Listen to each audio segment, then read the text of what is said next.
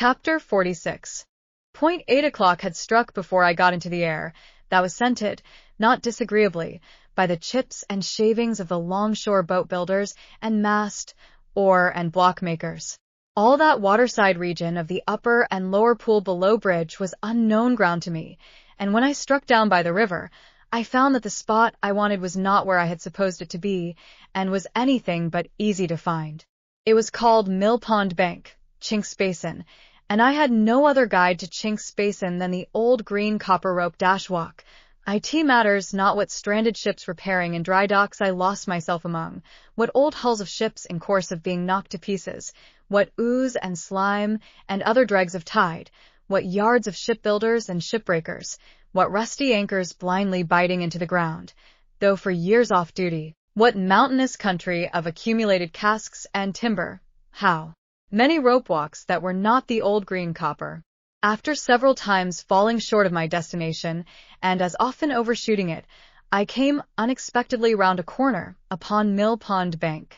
It was a fresh kind of place, all circumstances considered, where the wind from the river had room to turn itself round, and there were 2 or 3 trees in it, and there was the stump of a ruined windmill, and there was the old green copper rope walk, whose long and narrow vista I could trace in the moonlight, along a series of wooden frames set in the ground, that looked like superannuated haymaking rakes which had grown old and lost most of their teeth, selecting from the few queer houses. Upon Mill Pond Bank a house with a wooden front and 3 stories of bow window, not bay window, which is another thing. I looked at the plate upon the door, and read there, Mrs. Wimple. That being the name I wanted, I knocked, and an elderly woman of a pleasant and thriving appearance responded. She was immediately deposed, however, by Herbert, who silently led me into the parlor and shut the door. It was an odd sensation to see his very familiar face established quite at home in that very unfamiliar room and region, and I found myself looking at him, much as I looked at the corner cupboard with the glass and china, the shells upon the chimney-piece, and the colored engravings on the wall, representing the death of Captain Cook, a ship launch, and His Majesty King George III in a state coachman's wig, leather breeches, and top boots, on the terrace at Windsor. All is well, Handel, said Herbert, and he is quite satisfied, though eager to see you. My dear girl is with her father, and if you'll wait till she comes down, I'll make you known to her, and then we'll go upstairs. That's her father. I had become aware of an alarming growling overhead, and had probably expressed the fact in my countenance. I am afraid he is a sad old rascal, said Herbert, smiling, but I have never seen him. Don't you smell rum? He is always at it. At rum, said I. Yes, returned Herbert, and you may suppose how mild it makes his gout. He persists, too, in keeping all the provisions upstairs in his room, and serving them out. He keeps them on shelves over his head, and will weigh them all. His room must be like a chandler shop. While he thus spoke, the growling noise became a prolonged roar, and then died away. What else can be the consequence, said Herbert in explanation, if he will cut the cheese? A man with a gout in his right hand, and everywhere else, can't expect to get through a double Gloucester without hurting himself. He seemed to have hurt himself very much, for he gave another furious roar. To have Provis for an upper lodger is quite a godsend to Mrs. Wimple, said Herbert, for of course people in general won't stand that noise.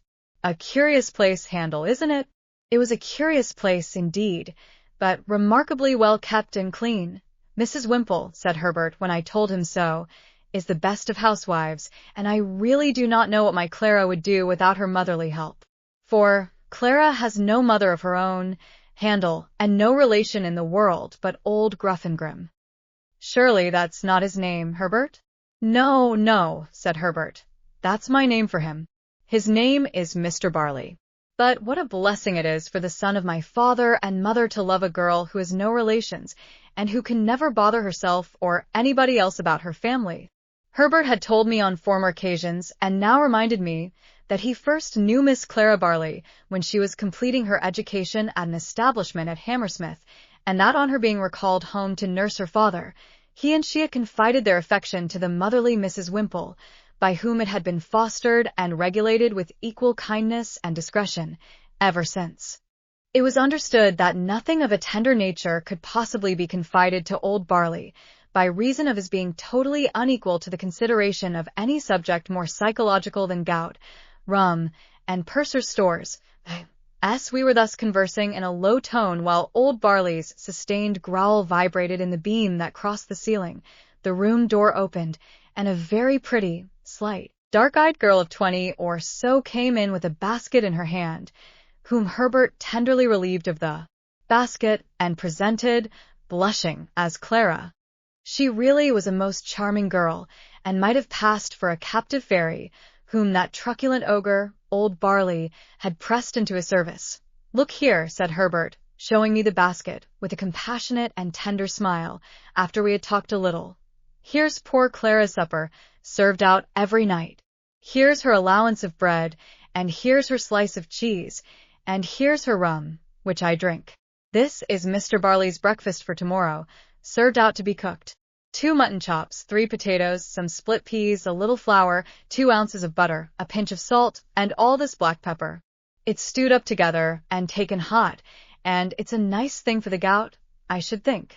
There was something so natural and winning in Clara's resigned way of looking at these stores in detail, as Herbert pointed them out, and something so confiding, loving, and innocent in her modest manner of yielding herself to Herbert's embracing arm, and something so gentle in her, so much needing protection on Mill Pond Bank, by Chink's Basin, and the old green copper rope walk, with old Barley growling in the beam, that I would not have undone the engagement between her and Herbert for all the money in the pocketbook I had never opened.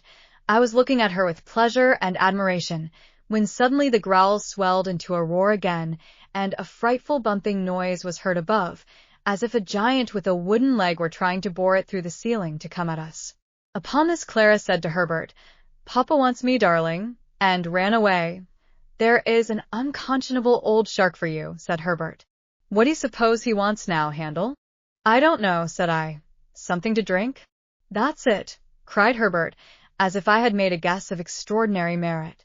"He keeps his grog ready mixed in a little tub on the table. Wait a moment, and you'll hear Clara lift him up to take some. There he goes." Another roar, with a prolonged shake at the end. "Now," said Herbert, as it was succeeded by silence, "he's drinking." "Now," said Herbert, as the growl resounded in the beam once more, "he's down again on his back." Clara returned soon afterwards, and Herbert accompanied me upstairs to see our charge. As we passed Mr. Barley's door, he was heard hoarsely muttering within, in a strain that rose and fell like wind, the following refrain, in which I substitute good wishes for something quite the reverse. "Ahoy! Bless your eyes, here's old Bill Barley. Here's old Bill Barley, bless your eyes. Here's old Bill Barley on the flat of his back, by the Lord. Lying on the flat of his back like a drifting old dead flounder. Here's your old Bill Barley, bless your eyes. Ahoy! Bless you." In this strain of consolation, Herbert informed me the invisible Barley would commune with himself by the day and night together, often, while it was light, having, at the same time, one eye at a telescope which was fitted on his bed for the convenience of sweeping the river, and his 2 cabin rooms at the top of the house, which were fresh and airy, and in which Mr. Barley was less audible than below. I found Provis comfortably settled. He expressed no alarm, and seemed to feel none that was worth mentioning, but it struck me that he was softened, indefinably, for I could not have said how, and could never afterwards recall how when I tried, but certainly the opportunity that the day's rest had given me for reflection had resulted in my fully determining to say nothing to him respecting Compeyson. For anything I knew, his animosity towards the man might otherwise lead to his seeking him out, and rushing on his own destruction. Therefore, when Herbert and I sat down with him by his fire, I asked him first of all whether he relied on Wemmick's judgment and sources of information. I, dear boy," he answered, with a grave nod. "Jaggers knows." "Then, I have talked with Wemmick," said I, "and have come to tell you what caution he gave me, and what advice." This I did accurately, with the reservation just mentioned, and I told him how Wemmick had heard, in Newgate Prison, whether from officers or prisoners I could not say, that he was under some suspicion, and that my chambers had been watched. how Wemmick had recommended his keeping close for a time and my keeping away from him, and what Wemmick had said about getting him abroad. I added that, of course, when the time came, I should go with him, or should follow close upon him, as might be safest in Wemmick's judgment. What was to follow that I did not touch upon. Neither, indeed, was I at all clear or comfortable about it in my own mind, now that I saw him in that softer condition and in declared peril for my sake. As to altering my way of living by enlarging my expenses, I put it to him whether in our present unsettled and difficult circumstances it would not be simply ridiculous, if it were no worse. He could not deny this, and indeed was very reasonable throughout. His coming back was a venture, he said, and he had always known it to be a venture. He would do nothing to make it a desperate venture, and he had very little fear of his safety with such good help. Herbert, who had been looking at the fire and pondering, here said that something had come into his thoughts arising out of Wemmick's suggestion, which it might be worth while to pursue. We are both good watermen, Handel, and could take him down the river ourselves when the right time comes. No boat would then be hired for the purpose, and no boatman. That would save at least a chance of suspicion, and any chance is worth saving. Never mind the season. Don't you think it might be a good thing if you began at once to keep a boat at the Temple Stairs, and were in the habit of rowing up and down the river? You fall into that habit, and then who notices or minds? Do it 20 or 50 times, and there is nothing special in your doing it the 21st or 51st. I liked this scheme, and Provis was quite elated by it. We agreed that it should be carried into execution, and that Provis should never recognize us if we came below bridge and rowed past Mill Pond Bank. But we further agreed that he should pull down the blind in that part of his window which gave upon the east, whenever he saw us, and all was right. Our conference being now ended, and everything arranged, I rose to go, remarking to Herbert that he and I had better not go home together, and that I would take half an hour's start of him. I don't like to leave you here, I said to Provis, though I cannot doubt your being safer here than near me. Goodbye. Dear boy, he answered, clasping my hands, I don't know when we may meet again, and I don't like goodbye. Say good night. Good night. Herbert will go regularly between us, and when the time comes you may be certain I shall be ready. Good night, good night. We thought it best that he should stay in his own rooms, and we left him on the landing outside his door, holding a light over the stair rail to light us downstairs. Looking back at him, I thought of the first night of his return, when our positions were reversed, and when I little supposed my heart could ever be as heavy and anxious at parting from him as it was now. Old Barley was growling and swearing when we repassed his door, with no appearance of having ceased or of meaning to cease. When we got to the foot of the stairs, I asked Herbert whether he had preserved the name of Provis. He replied, certainly not, and that the lodger was Mr. Campbell.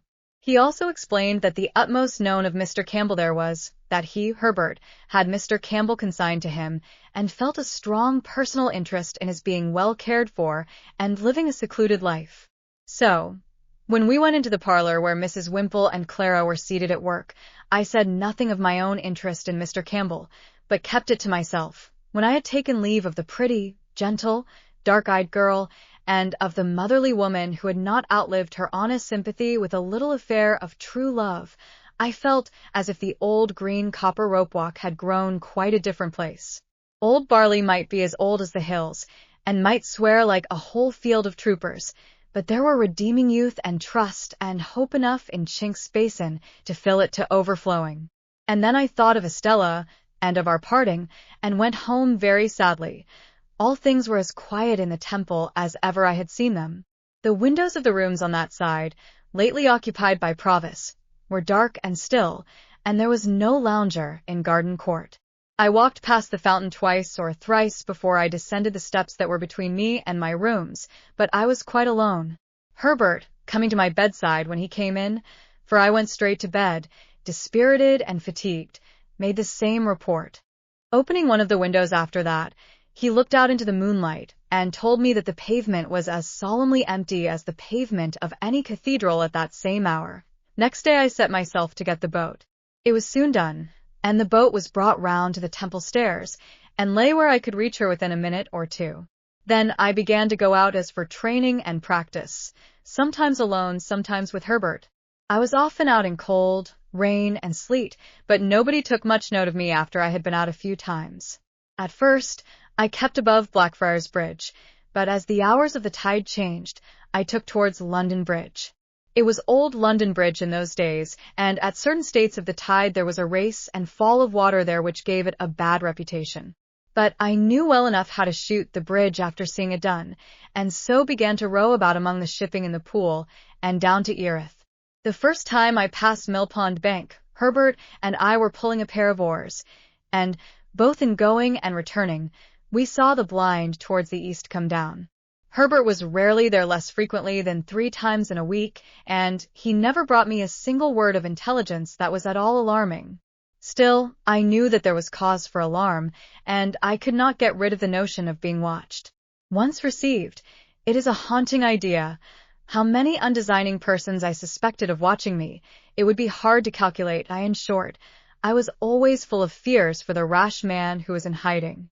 Herbert had sometimes said to me that he found it pleasant to stand at one of our windows after dark, when the tide was running down, and to think that it was flowing, with everything it bore, towards Clara. But I thought with dread that it was flowing towards Magwitch, and that any black mark on its surface might be his pursuers, going swiftly, silently, and surely, to take him.